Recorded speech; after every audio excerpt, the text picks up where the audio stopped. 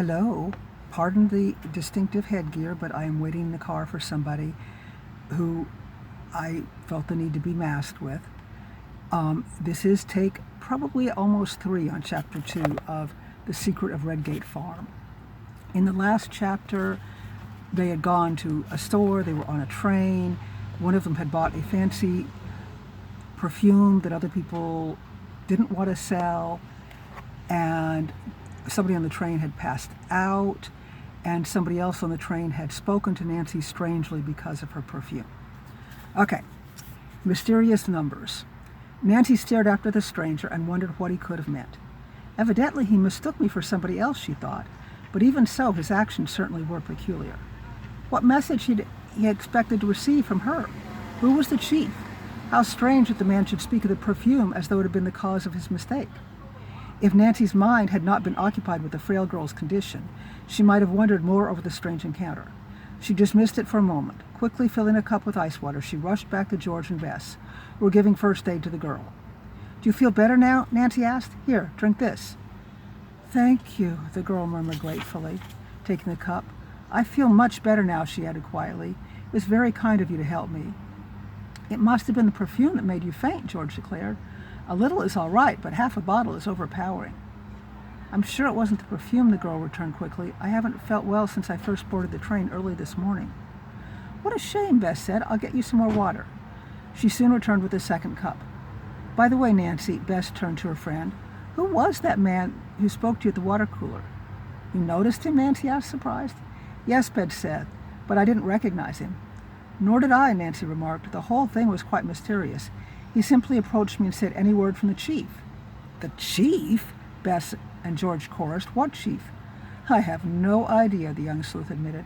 "But evidently it was this strange perfume that attracted his attention, or so he said."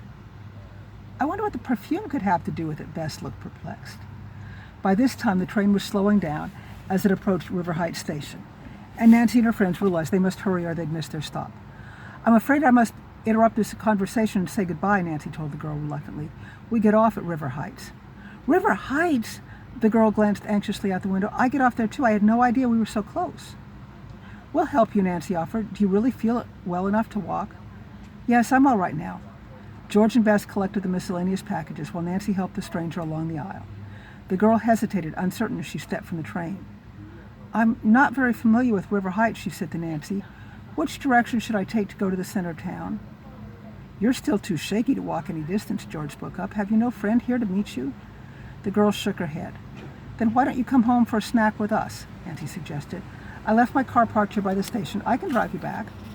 The girl started to protest, but Nancy and the others urged her on, and soon they were all settled in Nancy's blue convertible. "I haven't even told you my name," the strange girl said, leaning back wearily. "I'm Joanne Bird. I live with my grandmother at Redgate Farm, about 10 miles from the Round Valley. That's where I took the train."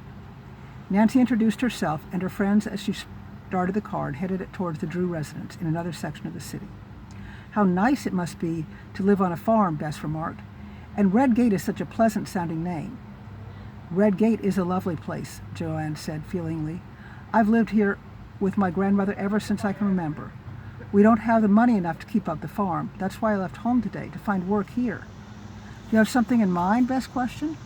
"I came in response to a particular advertisement," Joanne replied, but did not say what it was. A faraway look came into her eyes. "We simply must raise enough money to pay the long-standing interest due on the mortgage of our farm, or Graham will lose it." "Surely no one would be mean enough to take over your farm," Bess murmured sympathetically. "A bank holds the mortgage. It has no choice. Graham knows very little about money matters, so she takes anyone's advice. Years ago she was advised to buy another farm and sell it at a high price.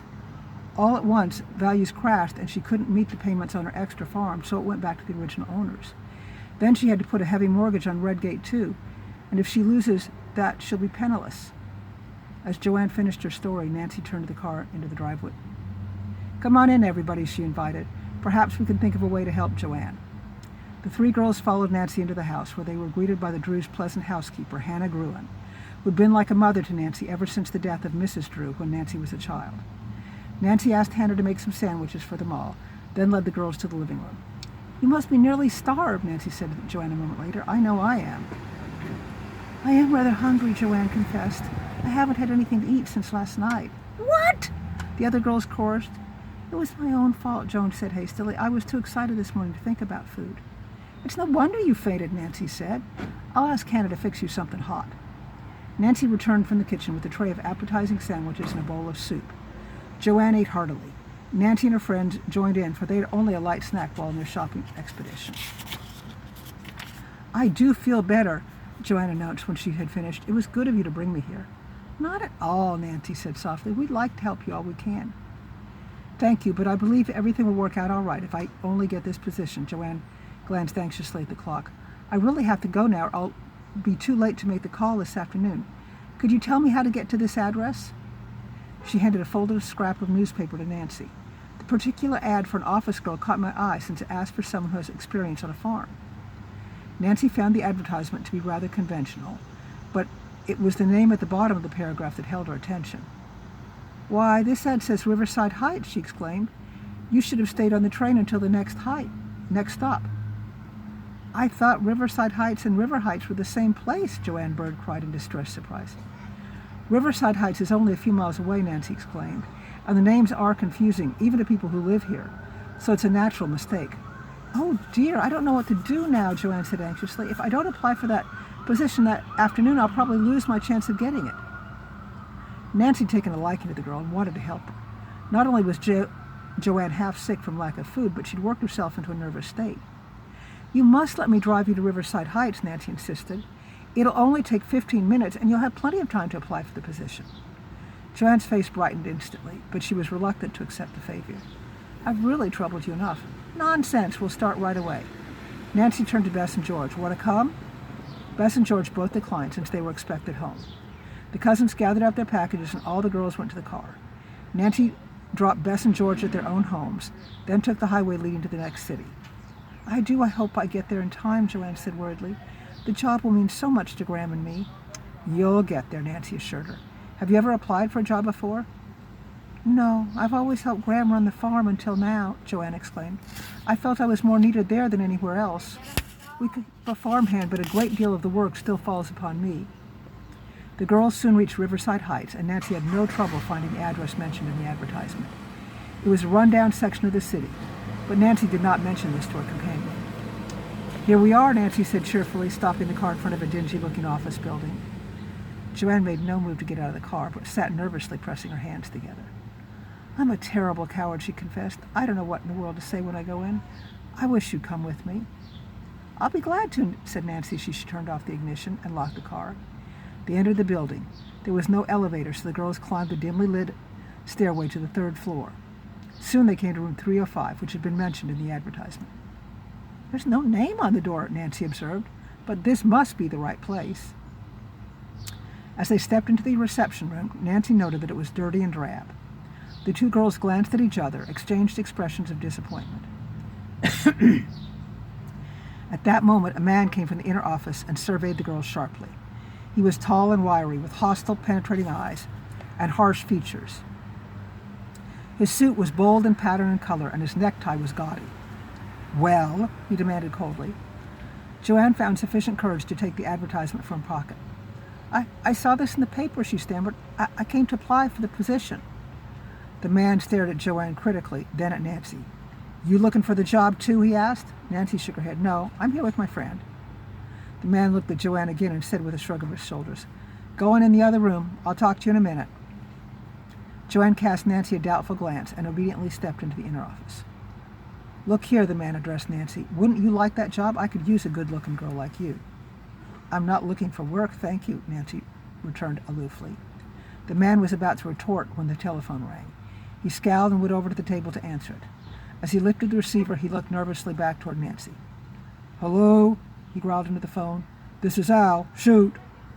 Nancy listened to his end of the unbusinesslike conversation and watched him reach for paper and pencil and begin to scribble down a line of figures. This in itself would not have seemed so peculiar, except that he continued to eye Nancy suspiciously. He kept on copying figures. All the while, Nancy watched him curiously. Okay, Hank, he muttered just before he hung up. You say you found a girl? Fine. We can't be too careful in this business. All this time, Nancy was wondering what kind of transactions went on in the office. There'd been no indication on the door of what business the man was engaged in, and nothing in the room gave her any clue. She realized now that Joanne's chances of getting the position were slim, and Nancy was actually relieved. She was very suspicious of the whole setup. "I was just taking down some stock market quotations," the man remarked lightly as he crossed the room towards Nancy. "This isn't an investment house, is it?" she asked.